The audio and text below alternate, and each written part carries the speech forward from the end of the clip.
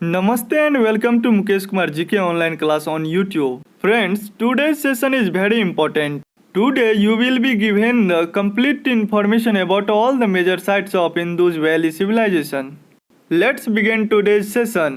दोस्तों आज का सेशन बहुत ही महत्वपूर्ण है। इस सेशन में आपको सिंधु सभ्यता के सभी महत्वपूर्ण स्थल के बारे में संपूर्ण जानकारी दी जाएगी, जैसे प्रमुख स्थल कौन कौन से हैं, उत्खनन वर्ष क्या है, उत्खननकर्ता कौन थे, किस नदी के तट पर स्थित था एवं वर्तमान में वो कहाँ स्थित है, इसके बारे में संपूर्ण जानकारी दी जाएगी।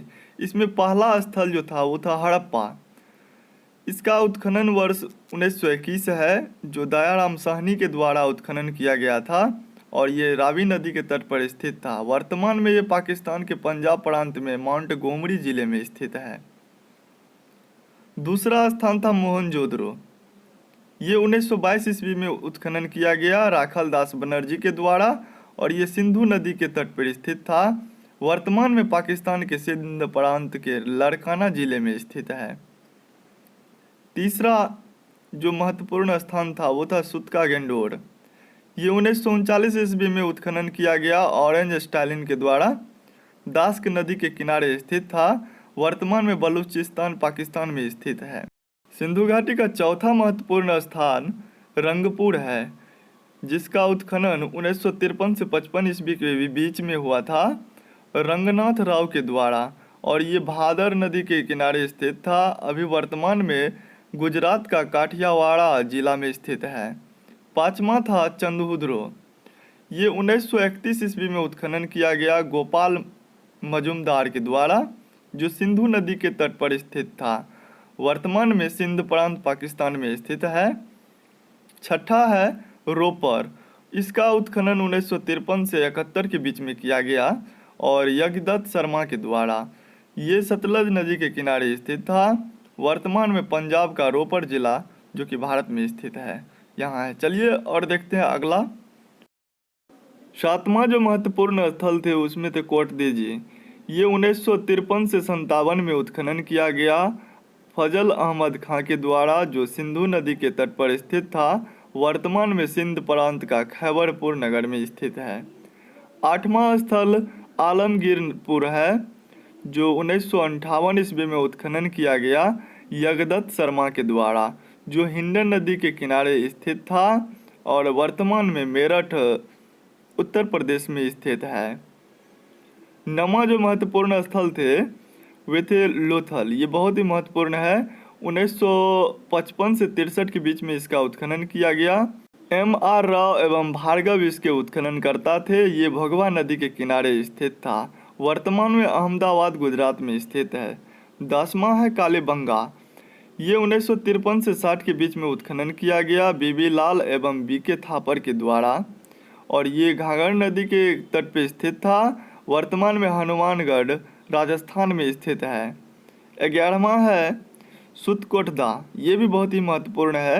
1970 से 72 में इसका उत्खनन किया गया और यज्ञदत्त शर्मा के द्वारा और वर्तमान में ये कच्छ गुजरात में स्थित है। 12वां है बनावली। ये भी बहुत ही महत्वपूर्ण है।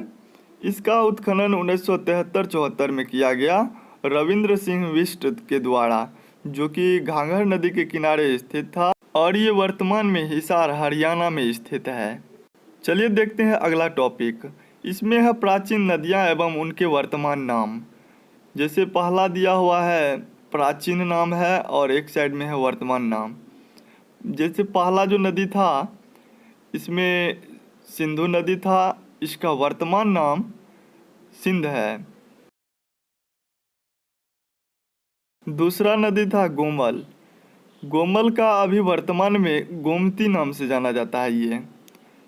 तीसरा जो नदी था महत्वपूर्ण वो था सुवास्तु और इसका वर्तमान में स्वास्थ्य नाम है। चौथा जो महत्वपूर्ण नदी था वो था वितस्ता और इसका वर्तमान नाम है झेलम, जो कि बहुत ही महत्वपूर्ण है। अधिकांश बहुत सारे परीक्षाओं में पूछे जाते हैं। 5वां है सतुद्री। इसका वर्तमान नाम है सतलज और ये भी बहुत पूछे जाते हैं। 6ठा है विपाशा और वर्तमान में इस नदी का नाम है व्यास। सातवां है सरस्वती या दृश्यद्विती, इसका जो वर्तमान नाम है वो है घाघरा या घग्गर।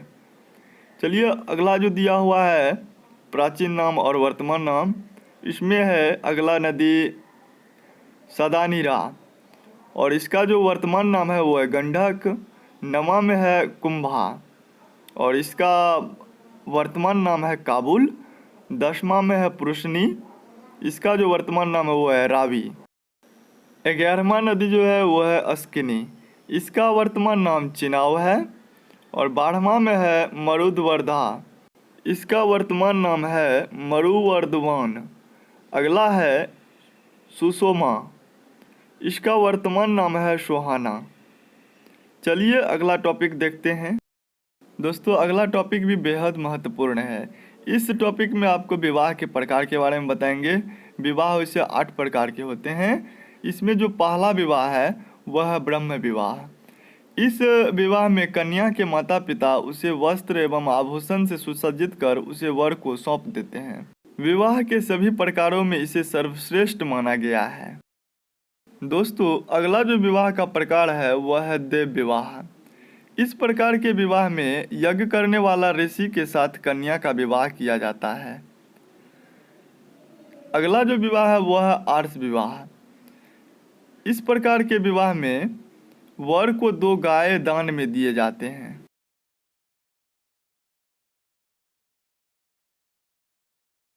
अगले विवाह के प्रकार में प्रजापत्य विवाह बहुत ही महत्वपूर्ण है।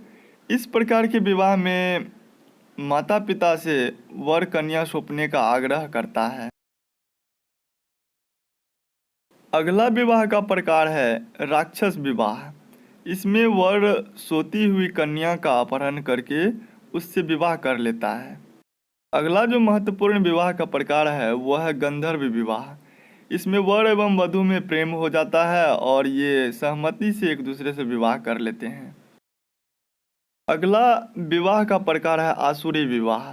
इस विवाह में वर या वधू को शुल्क दिया जाता था और यह एक क्रय विवाह है। अगला विवाह का प्रकार है पैशाचिक विवाह। इस प्रकार के विवाह में वर सोती हुई कन्या से बलपूर्वक संभोग करता है और फिर बाद में उससे विवाह कर लेता है।